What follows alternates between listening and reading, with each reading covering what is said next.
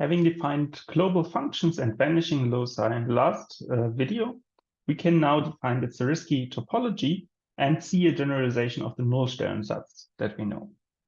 And the definition is probably not super surprising. Namely, we have the set, the affine scheme spec R, and we say the topology on it just has as closed sets all of these vanishing loci that we defined when S is any subset of the ring R. And we have seen in the previous one that the union, finite union and arbitrary intersection of vanishing loci is a vanishing locus, and the empty set and the full spectrum are vanishing loci. And this shows the axioms of a topology, for the Zariski topology. So some remarks. Now that we have a topological space, we automatically get all of these concepts related only to topological spaces. So we can say when is the scheme connected, when it's irreducible, and what the dimension of a scheme is. And similarly, one thing that we haven't seen before, which is new for this language of schemes, is that the Zariski topology does not have the separation axiom T1, which says, T1 would mean that points in the scheme are always closed. And in fact, this is no longer true for the schemes.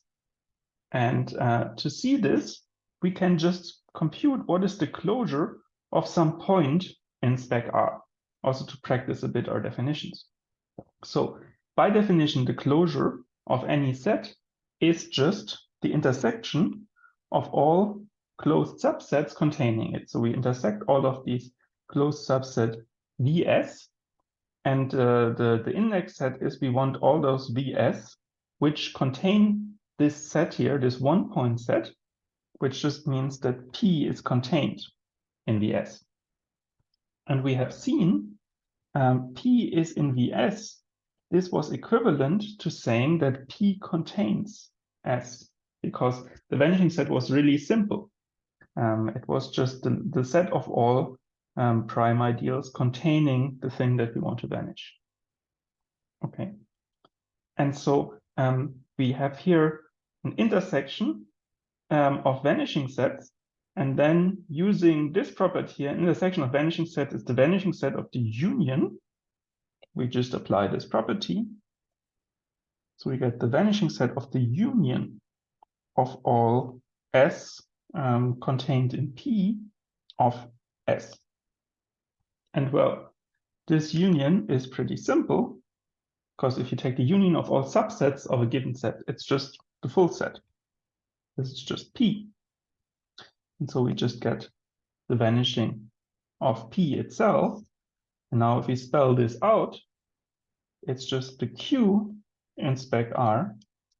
So all the prime ideals such that Q contains P. And well, we see clearly P is contained in here because it contains itself, but there might exist more prime ideals containing P. In particular, P is closed in the spectrum if and only if P is a maximal ideal. And we have seen the maximal ideals, they play the role for R equals to A of X, the coordinate ring of affine scheme. The maximal ideals play the role of the original points of X.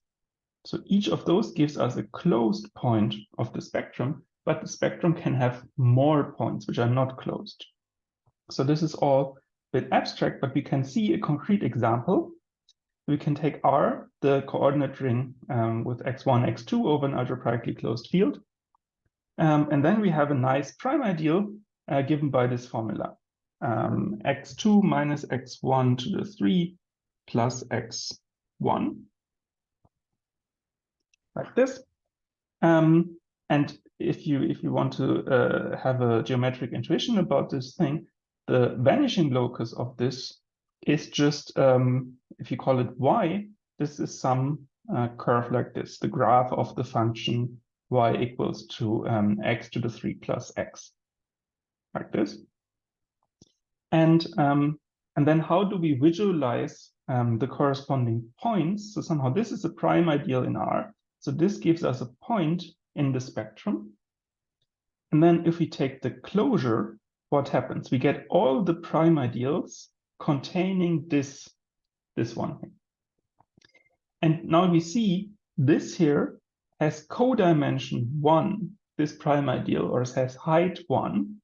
And so this means if it is contained strictly in some prime ideal, then that prime ideal must be a maximal ideal in this two-dimensional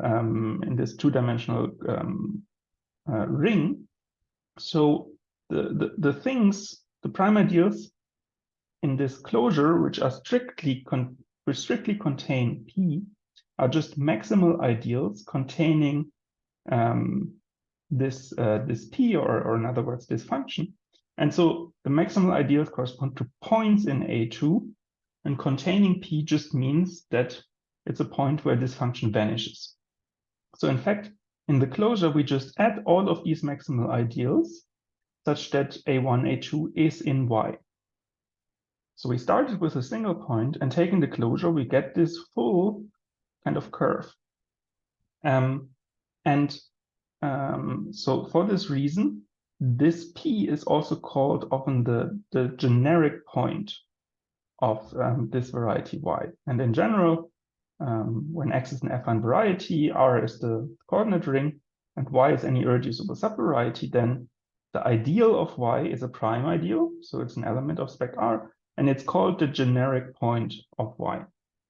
And if you take the closure, then you exactly get the set of all prime ideals containing it. In particular, the maximal ideals exactly correspond to the points of Y. Another way to think about this is that when F is in K of P, the field associated to P, which we have seen the field of rational functions on Y. Well, a rational function, what it really means is it's a function which is defined at the general point of Y. It doesn't have to be defined at every point, but at least on an open subset or somehow a relatively general point of Y, you will get an answer. We can evaluate it. And this also fits. So somehow being defined kind of at this point, P means being defined at least at the general point of this irreducible subvariety Y. So we see the schemes are a bit even more strange in the Zariski topology, because now we have non-closed points. Okay, so the next thing, the last thing that we want to do in this video here is see an analog of the Nullstellensatz that we had before. And in the scheme land, actually the Nullstellensatz is even easier in a certain sense than in the affine variety case. And if you recall, the Nullstellensatz just discuss the relationship between this vanishing locus and the ideal, these two maps. And the statement is just, if R is a ring, then for a subset which is closed inside spec R, we have that if you take the ideal and the vanishing locus, you get back the subset. And if you start with an ideal, then take the vanishing locus and the ideal, you get the radical of J. In particular, you get a correspondence between closed subsets of spec R and radical ideals in R by these two inverse maps like this. And the proof is just exactly the same procedure as every year. So the exact same that we do for the Nullstellensatz before. So all the inclusions are kind of easy from what we have already seen, except there's always the one inclusion, namely from left to right in B. Why is this ideal here contained there? And for this, in fact, now we can actually just calculate it completely. We can actually do both directions of B at the same time.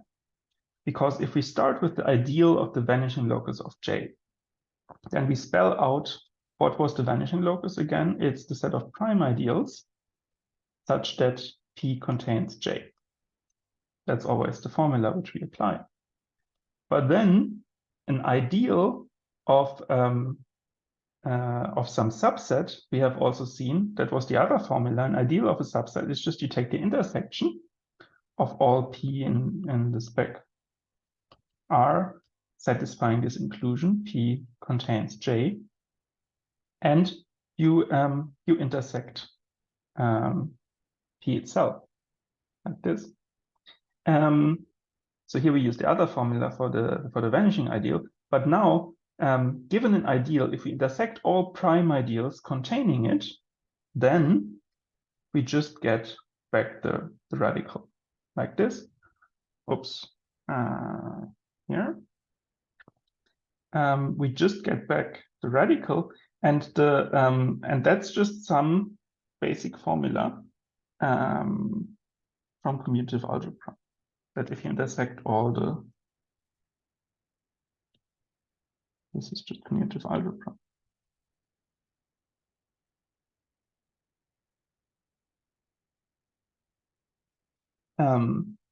That's just an exercise there.